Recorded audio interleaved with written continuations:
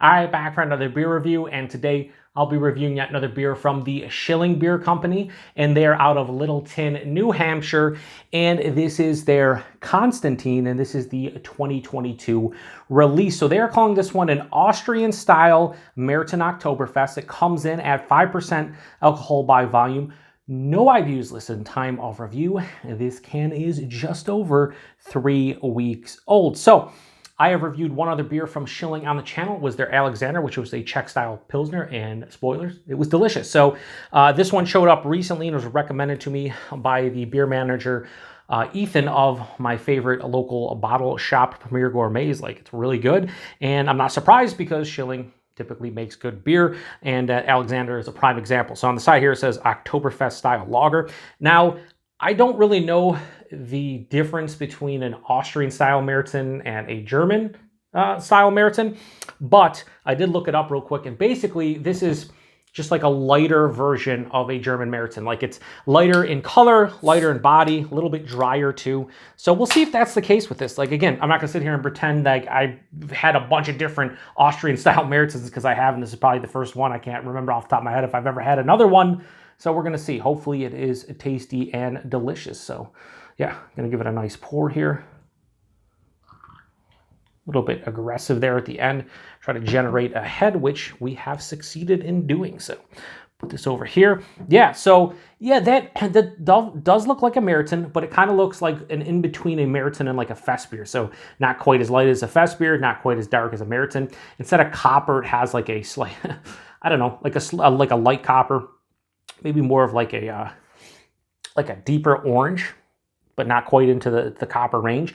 Good clarity, because it is obviously a lager. Had about a finger of an light tan colored head. Looked decently creamy, but yeah, I would say that plays the role of a Märzen of some sort. Let's get nose. Ooh, that's different. So I've been getting a lot of like biscuity and bready, obviously, as far as the Märzens go, of the ones I've drank over the past couple years. This has a very pronounced toasted kind of bread, almost like a toasted brown bread. And then there's a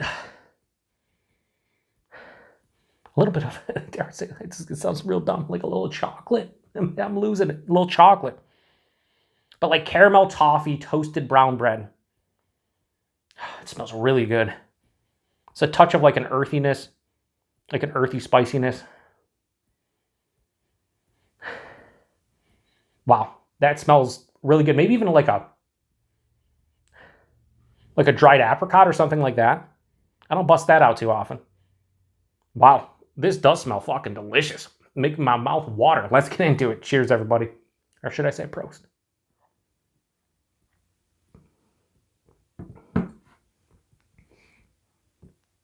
It's just real good. Real good. And it's very different than any Fest beer or Märzen that I've had. Let me take it back. I shouldn't say very different. Definitely different, though. So, almost like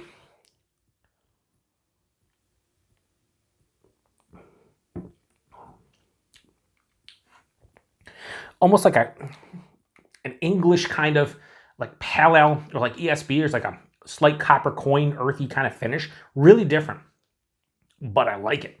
Body and mouthfeel. This is like lower side of medium, higher side of light. So when they say it's a little bit lighter in body, yeah. Is it watery? No, it's just, it isn't like the medium body that I'm accustomed to with the style. But it's appropriate for the style, like I know what the style is. Mouthfeel, crisp, clean, very effervescent, lots of carbonation. Smooth though on the finish. The taste, toasted white bread, not brown bread like I was getting a nose. It's almost like toasted white bread with a little bit of like apricot jam. Very slight though, it's not like overboard. That's what kind of hits me at the front of the palate. And then there's a little bit of like caramel and toffee. As it passes through the palate, that's where it kind of starts to get a little bit dry as it finishes. This is really almost full on dry. Not much bitterness, very mild bitterness, but really dry. And again, there's this earthy, kind of grassy, almost, again, copper coin-like finish. Very different than what I'm accustomed to with the style from the finish perspective, with the hops I think are bringing to the table here.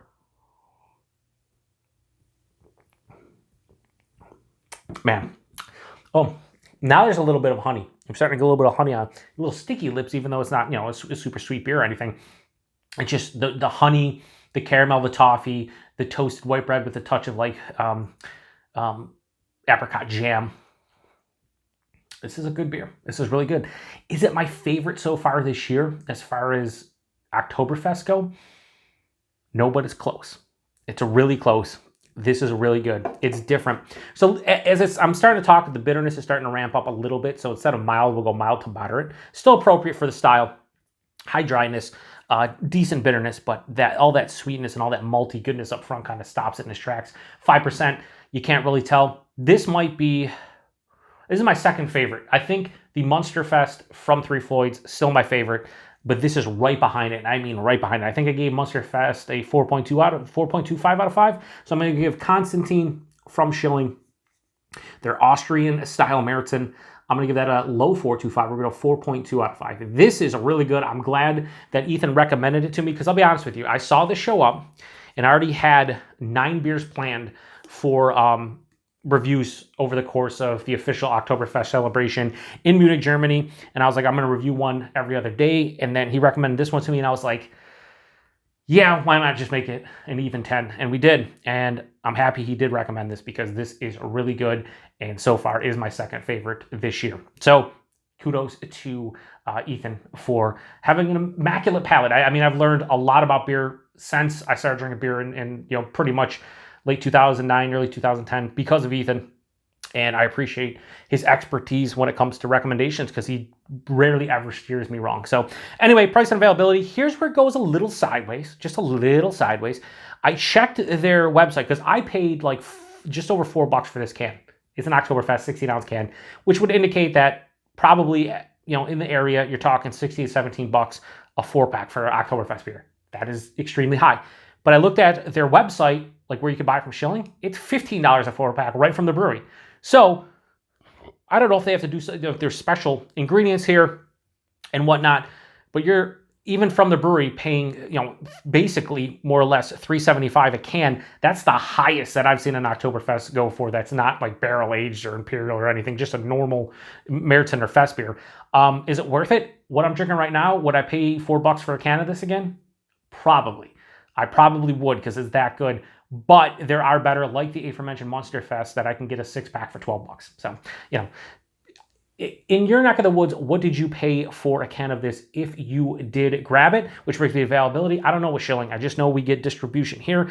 I think at one point I said something on their website. They get, I think, like 8 to 10 states. They get distro. I don't remember the states. It says deposit here on the side. You always learn something when you read, right?